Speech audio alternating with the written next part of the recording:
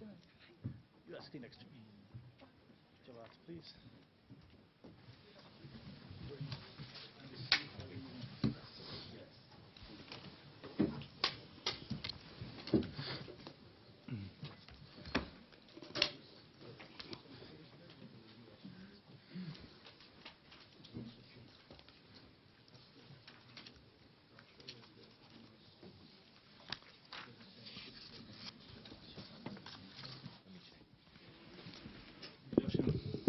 Good afternoon, everyone watching us on WHO Twitter account, dialing in by phone and watching us online for a regular press conference regarding coronavirus disease, COVID-19.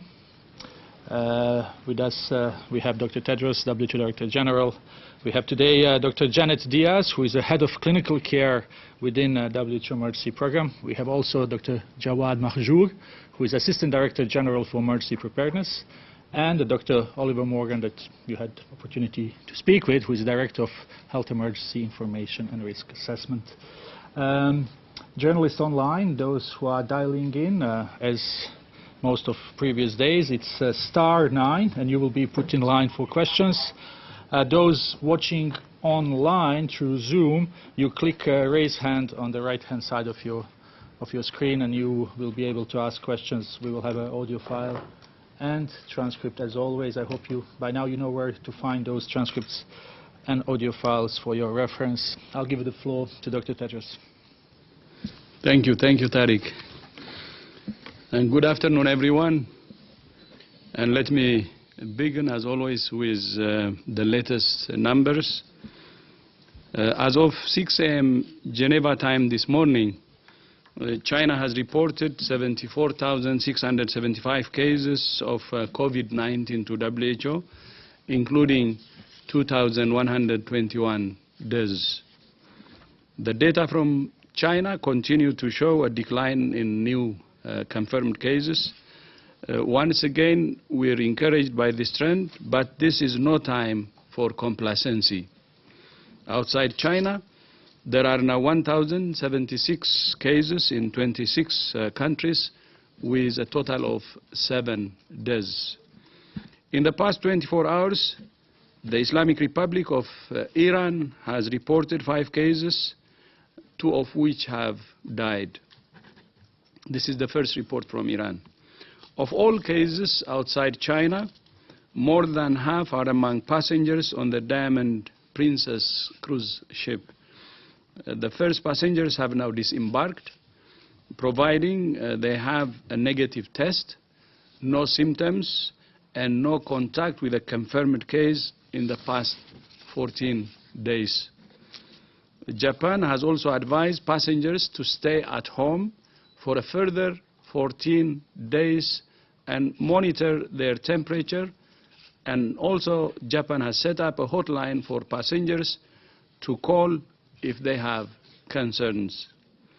Japan is in regular contact with other countries through a mechanism set up under the international health regulations, so those countries can follow up with their nationals who were passengers on the ship. In addition to monitoring the evolution of the outbreak, WHO's main role is to work with countries and partners to coordinate the global response. We're doing that in several ways, both internally and externally. As you know, a WHO-led international team of experts is now on the ground in China, working with their Chinese counterparts to find answers to some of the things we don't know, including the transmissibility of the virus and the impact of the measures that China has taken.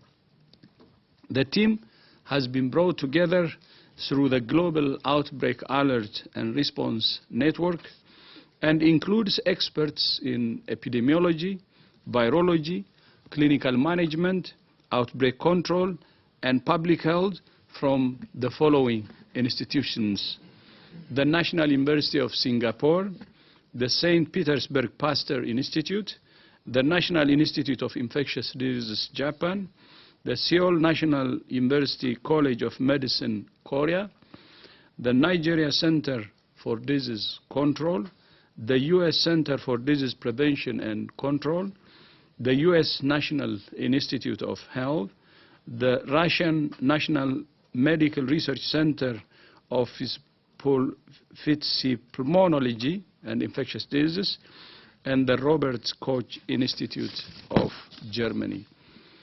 Let me describe some of the many other ways WHO is coordinating the response. As you know, global coordination is key in fighting a dangerous enemy like this coronavirus. We have convened the WHO Health Security Council, a daily meeting of myself, our Chief Emergency, Dr. Mike Ryan, the regional directors, and other senior staff to review the evolution of the outbreak and coordinate the response.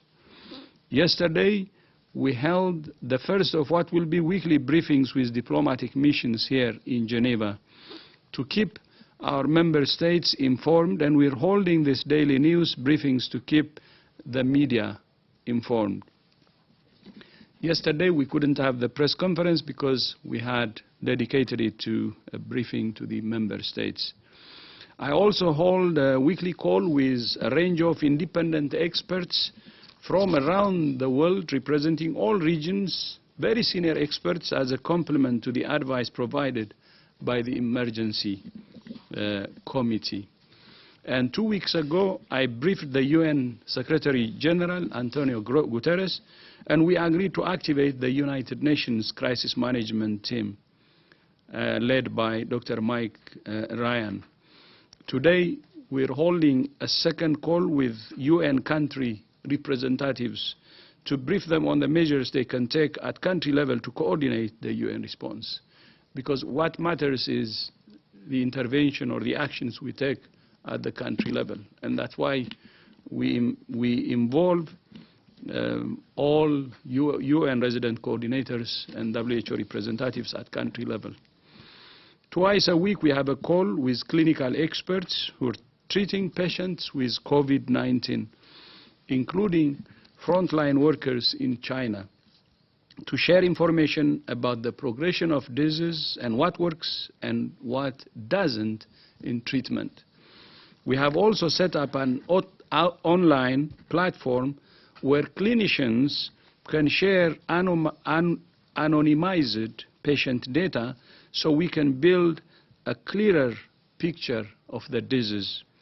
What we're seeing is that the earlier patients are tested and treated, the better they do. We're also looking forward to results from 2 clinical trials of therapeutics prioritized by the WHO R&D, the Research and Development Blueprint. Our one combines 2 drugs for HIV, lopinavir and ritonavir, and the other is testing antiviral called remdesivir. We expect preliminary results in 3 weeks on these therapeutics drugs.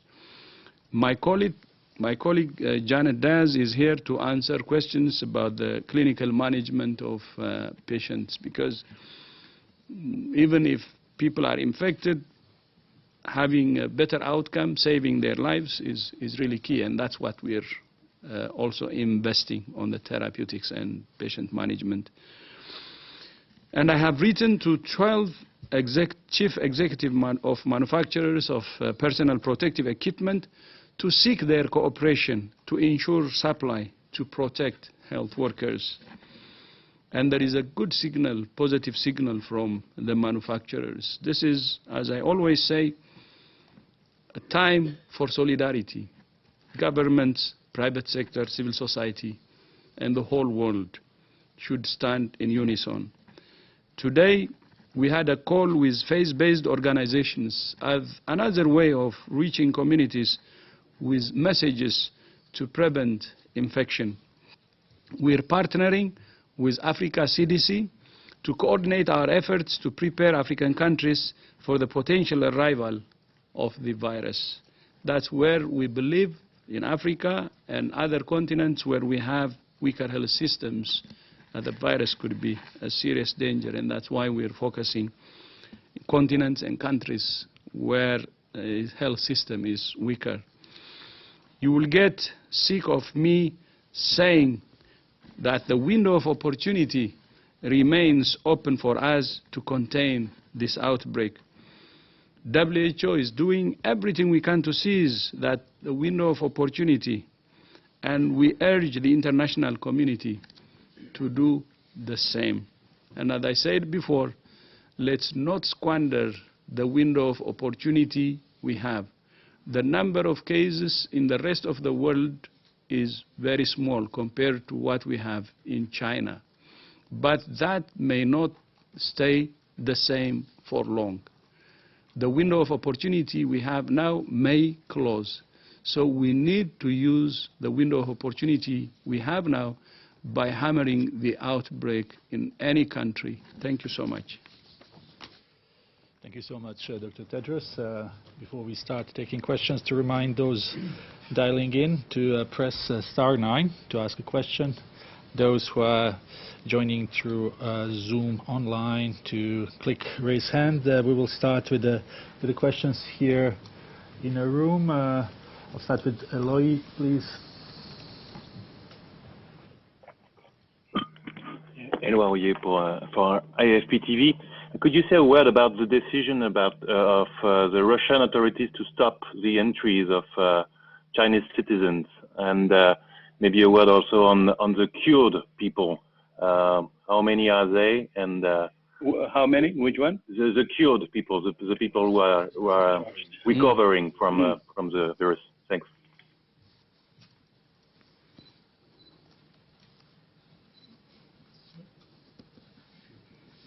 Okay. Would you like to say? Okay. Yeah. No, about the travel restriction. As you know, we are monitoring the travel restriction through several channels. The first one is what is reported in the media, and we verify it with the member states. Under the HR, the member states report to us the travel measures they are taking, and we also look at the justification and come back to them. And we are also in contact with ICAO, IATA, IMO, who are providing us with information. And with this, all this information, our role as WHO under IHR to verify anything information with the countries and to report. So far, 30 countries reported to us officially that they are taking some kind of travel measures. And we ask them for justification, and we publish the justification through the IHR network to all state parties to take note of them and to also have a look to justification. This information is available, and in this context we are dealing with any information we have, including the one that you spoke about. There was another question about recovered discharge. Good afternoon, thank you. I actually don't have the exact number of the discharged patients. I'm looking at Oliver to see if, do you have that exact number? We'll get back. But I could say we do know patients are being discharged. From the information we had, the largest study from the Chinese CDC published that about 81% had mild disease. We know that about 15% have been reported to have severe disease in that largest cohort, and about 5% critically ill. So we do know that the patients are being discharged, and including those patients outside of China as well being discharged in good condition. Thank you. Jamie, and then we may go online. Jamie, please. If you can get to the microphone, please. Can you hear me? Yes, hi, I'm Jamie, Associated Press. There has been a request from South Korean authorities to limit a number of people in the city of Daegu, I believe, to recommending that they all stay home and wear masks after reports of new cases there. I'm just wondering how concerned you might be that that signals an escalation of the risk to countries outside of China and beyond the epicenter. Thank you.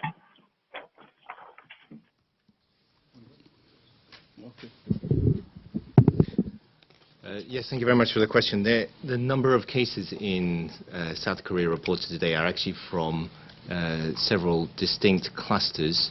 which the Korean authorities are following very closely. So although the number seems quite high, they are mostly linked to known existing outbreaks. So that hasn't changed, and it doesn't signal a particular change in the global epidemiology, but it does signal that the Korean authorities are following up very closely, very vigorously on all the new cases and those outbreaks that they've identified. And maybe adding to that, I mean, the total number of cases Korea has so far reported is 104. And Korea reported 22 cases today. And with measures they can take, which is proportional to the public health risk they have, I think the number of cases are really manageable. And I hope South Korea will do everything to contain this outbreak at this early stage. Thank you. Thank you very much. Let's go a little bit online for those who are following us either through phone or watching us. Do we have someone from Africa Czech? Can you please introduce yourself? Yes, I do. Hi, my name is Ayo. Hi, my name is Ayo. I work with Africa Czech. I would want to find out if chloroquine, which is an anti-malaria drug, is effective in the treatment of coronavirus. Thank you. Thank you very much. Thank you. Thank you for that question. So at this moment in time, there is no proven effective treatment for COVID-19. And so that is clear at this moment in time. However, there are ongoing clinical trials being done in China at this moment as well. The two that we already discussed are testing the priority therapeutics that was prioritized by the WHO R&D blueprint, and that includes lopinavir and ritonavir as well as remdesivir. Now, for chloroquine, there is no proof that is an effective treatment at this time. You know, we recommend that therapeutics be tested under ethically approved clinical trials to show efficacy and safety. Thank you. Maybe let's go to a few questions. CGTN first, then one question here. Please go ahead. Introduce yourself because you are new to us. Press the little button. That one, yeah. That one, perfect. Okay, Guy from CGTN, hello. I just wondered, having observed the actions taken on board the Diamond Princess, from observing them, is it your observation that those actions were always primarily designed to keep the infection rate as low as possible on board, or was it equally, possibly even more about ensuring that the infection rate was kept down off the ship on the mainland? Could you repeat your question, please? I didn't get to the question, sorry. I'm just asking about the actions taken on board the cruise ship in Paris, and whether it was from observing the approach taken, whether that in Europe was primarily designed to keep the infection rate as low as possible on board, or whether it was as much designed to keep it as low as possible on the mainland. Keep it on the ship without it spreading across the mainland. Our understanding is the action that were taken by the Japanese health authority is to prevent or to contain the outbreak on the ship first, because they were heavily detecting cases and taking the positive cases to the mainland to be treated in adequate hospitals. I think their objective is to contain it within the ship, not to prevent introduction in the mainland. I don't know if this is your question. This is why they were heavily following the contact, proceeding with analysis and checking symptoms to detect any case, and when the case is positive, they were taking it to the hospitals to be properly treated. The main objective of their operation, at least from our understanding, is to contain the disease or the virus within the ship. So then if you follow the next steps they're taking, as I have suggested, as I have indicated earlier, their objective is to do both. In the ship you minimize, and then once they disembark also the same. So I think it's both. Thank you. Very much. Can you please introduce yourself and then Shane?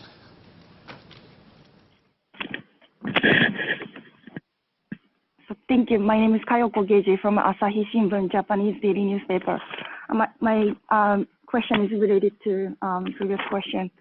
So, so 2 passengers of Diamond Princess have died, and several experts have questioned the effectiveness of the quarantine measures on the cruise ship. So last time, Dr. Ryan pointed out it will be very important to study to see what led the transmission on the ship. But what do we know so far in terms of Can you speak louder? So what do we know so far in terms of the infection control? Sorry? So far, like what do we know about infection in terms of infection control? Mm-hmm. Some experts pointed out it's not taken appropriately. So, which is. You want to speak about the debt? No, anyway, I think, as I said, the main objective was to contain the disease, and they were practicing drastic measures of infection prevention and control, and also isolation of the cases to avoid close contact and to avoid opportunity of the transmission. And now they went to the second phase, where they are now allowing people who were respond to 3 criteria.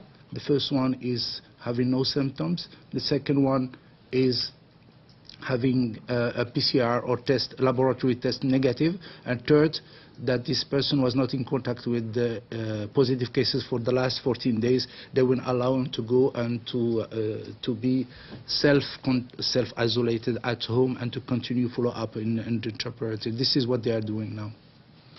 Yeah. And on the people who have died, we have the report that they're 2 and more than 80 years old, and with some underlying disease conditions. And considering the number of cases, which is more than 600, and elsewhere, so far the observation is there is a fatality of 2%. And this is what we would really expect, which is very unfortunate, though.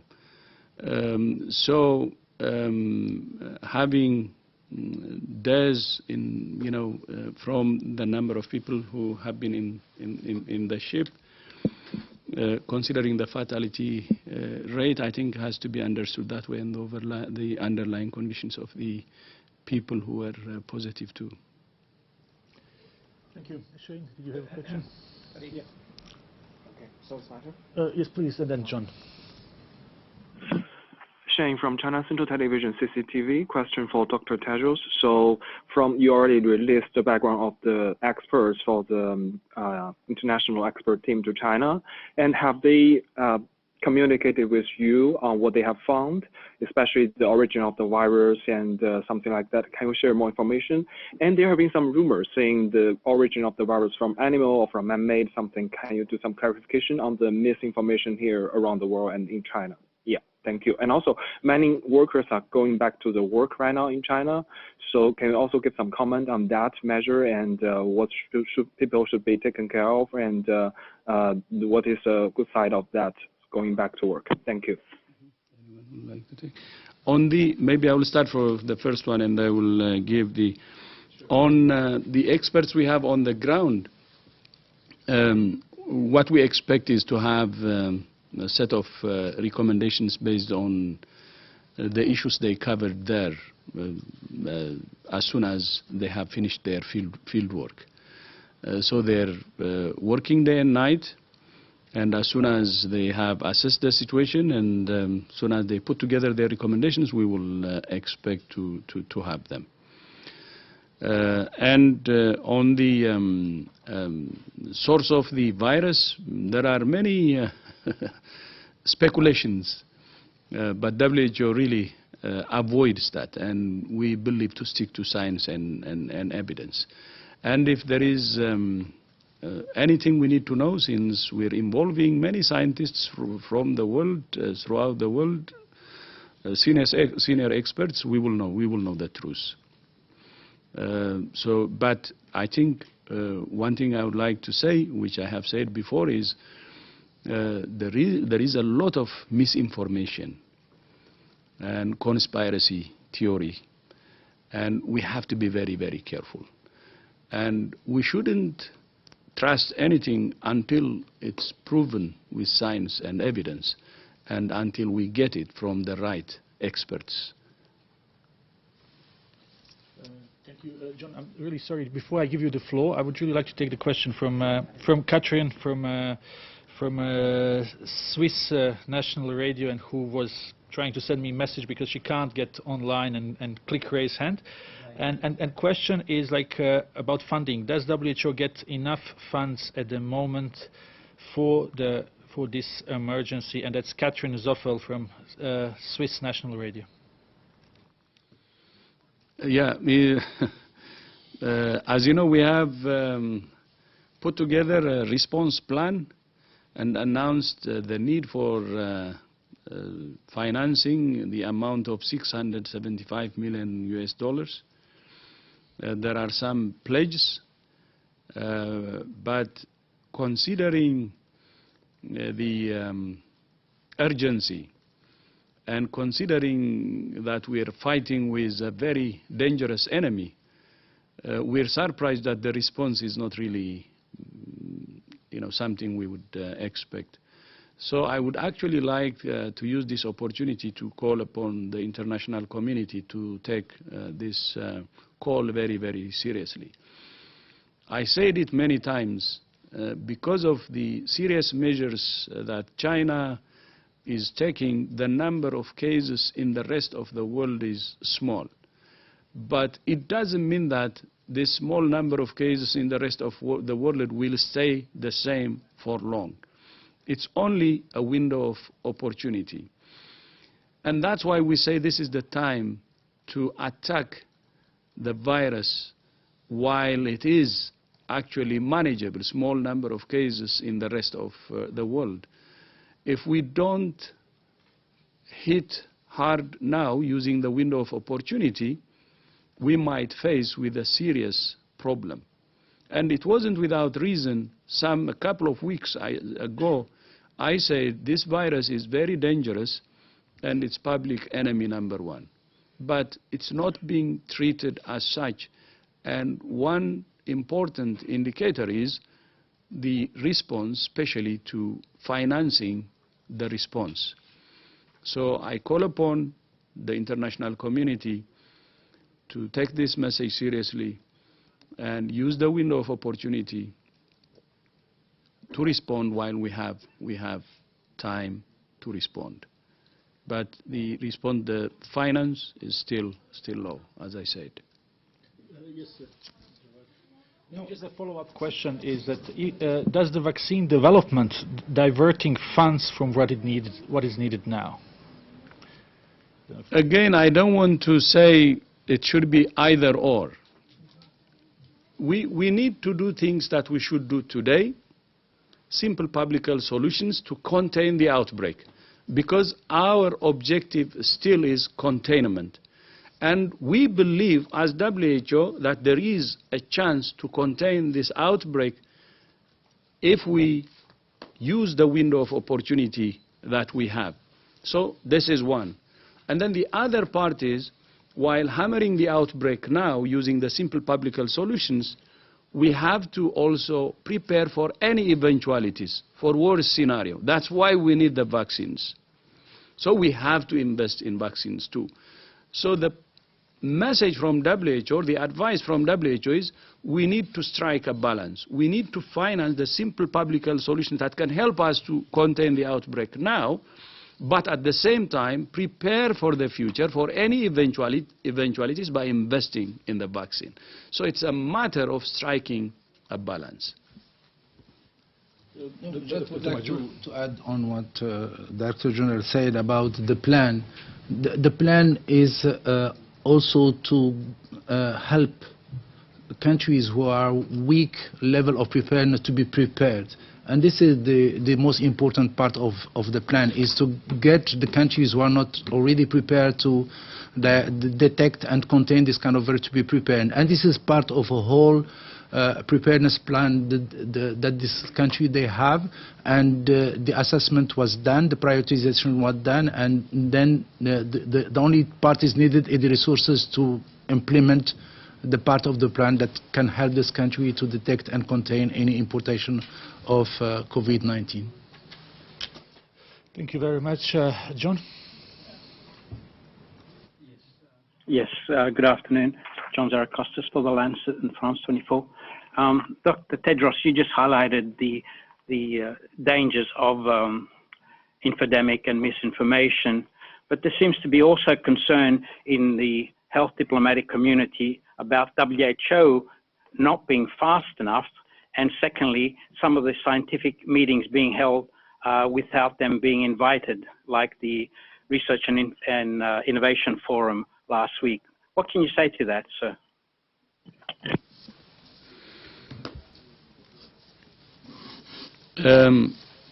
I think on misinformation, I mean, I will leave it up to you, the level of misinformation there is. And what I would ask is, we have to take it seriously and do something.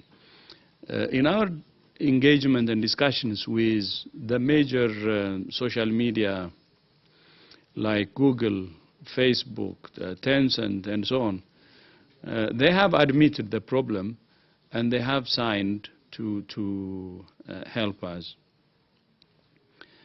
Then on WHO's involvement of some scientists, it was an open call, and we have accepted, we invited, it was an open invitation, and we have accepted anyone who would like to really sign in.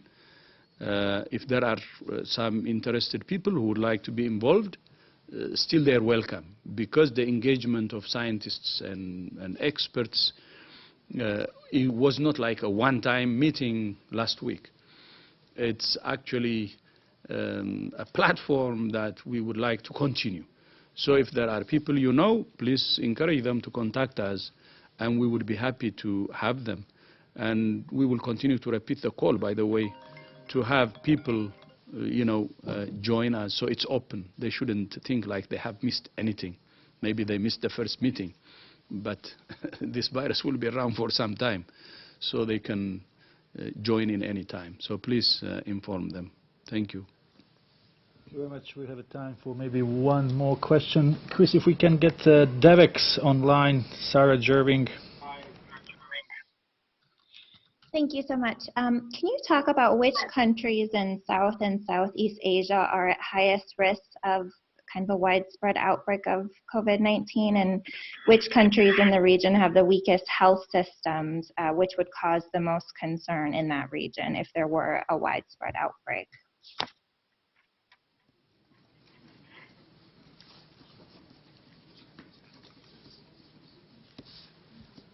The question is what countries in the Asian region are most at risk, if I understood well the question from Sarah from Devex. Okay. I think, without mentioning names, all the countries who are not, don't have a system or implemented the capacity and the HR properly to get the capacity to detect any kind of virus and respond at risk now, because with the airline traffic, viruses can travel very easily. And this is again why this plan is important, to bring to this country the technical expertise and the required funding to build the capacity. I think this is the most important. These countries are known, and we are working with regional offices and country offices to support these countries, but still more support is needed in this area. Thank you very much. We will conclude with this.